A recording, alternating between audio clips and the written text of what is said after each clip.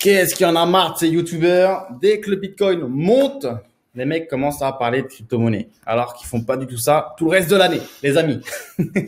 On va parler mix crypto, mix startup. Je te mets en place le contexte avant de te parler de ce potentiel airdrop. Tu le sais, hein, j'analyse tous les jours plusieurs startups et figure-toi que hier, je tombe sur Wind Labs par hasard. Et toi, moi, je suis curieux. C'est-à-dire que j'investis quasiment exclusivement dans les startups du Y Combinator. Mais quand c'est pas Y Combinator, je suis toujours curieux. Je regarde ce qui se passe, qui a levé des fonds. Et par hasard, je tombe sur cette boîte donc du Canada, localisée à Toronto, qui a levé déjà 4,5 millions de dollars, comme on peut le voir également ici sur Crunchbase dans Financial ici. Et j'ai vu qu'il y a des investisseurs intéressants puisqu'ils ont fait un pré-seed, ils ont fait un seed et il y a des noms intéressants comme par exemple Polychain ou Tribe Capital, qui a été le lead sur la seed. Et en fait, Wind, qu'est-ce qu'ils font concrètement? C'est de la bande passante Internet décentralisée que tu peux monétiser en tant qu'utilisateur. Donc toi, si tu as un surplus de bande passante que tu n'utilises pas sur ton ordinateur, tu peux donner cette bande passante à cette société qui va ensuite la transférer pour, alimenter des modèles d'entraînement d'intelligence artificielle. Donc là, si t'es pas trop dans tout ça, tu te dis, mais merde, de quoi il me parle? Je suis un petit peu perdu, mais j'essaie de faire simple et de t'expliquer ça comme ça. Donc, qu'est-ce qu'un airdrop? Pour parler également donc de la partie crypto et d'airdrop, j'ai demandé à ChatGPT, tant qu'on est dans l'intelligence artificielle, autant aller jusqu'au bout. Un airdrop, c'est une distribution de crypto-monnaies, de tokens, de jetons qu'on va donner à l'ensemble d'une communauté pour les remercier généralement d'avoir contribué, excuse-moi pour la police qui passe à fond, pour les remercier d'avoir contribué à l'écosystème, au projet. Donc, ça peut être pour avoir réalisé des tâches. On voit ici pour participer à un airdrop, les détenteurs peuvent être invités à remplir des tâches comme suivre les réseaux sociaux, s'inscrire à une newsletter, détenir une certaine quantité de crypto, etc., etc. Et évidemment, l'avantage pour le projet, c'est que ça fait du marketing gratuit puisque si on dit aux gens, je vais vous offrir quelque chose qui a de la valeur financière, ça intéresse les gens, puisqu'ensuite, le but de cette distribution de tokens, c'est que ces tokens soient listés sur un exchange, ça peut être du Binance, ça peut être autre chose, et qu'on puisse potentiellement les revendre pour du cash sonnant ou trébuchant, ou que ces tokens prennent de la valeur au fur et à mesure que le projet se développe. C'est pour ça qu'on a parfois des conditions de lock des tokens, ce qu'on appelle le vesting. On va pas rentrer dans les détails aujourd'hui.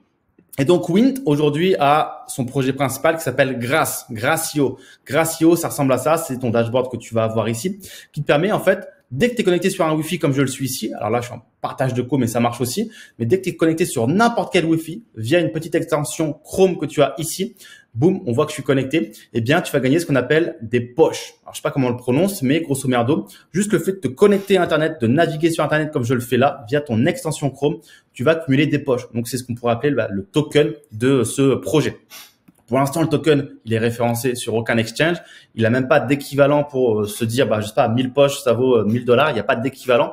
Personne ne sait concrètement ce qui va se passer au fur et à mesure que le projet avance, comment seront récompensés les utilisateurs autres que cette monnaie, on va dire, un petit peu virtuelle pour avoir donné leur bande passante. Mais c'est quelque chose qui sent bon puisqu'on mélange de l'intelligence artificielle, du projet crypto, du Web.3 et compagnie. Donc, potentiellement, ça ressemble à une dynamique qui pourrait laisser croire que les utilisateurs seront récompensés à terme pour avoir donné de leur bande passante pour stimuler les entraînements d'intelligence artificielle pour la faire simple. Donc, comment ça se passe, grosso merdo, si tu as envie d'aller plus loin et de tester? Moi, vraiment, les airdrops, c'est pas des choses que je fais de base parce que souvent, comme le dit ChatGPT, il faut participer. C'est-à-dire que il faut y mettre de son temps, il faut remplir des tâches, il faut s'impliquer dans le projet pour le faire avancer.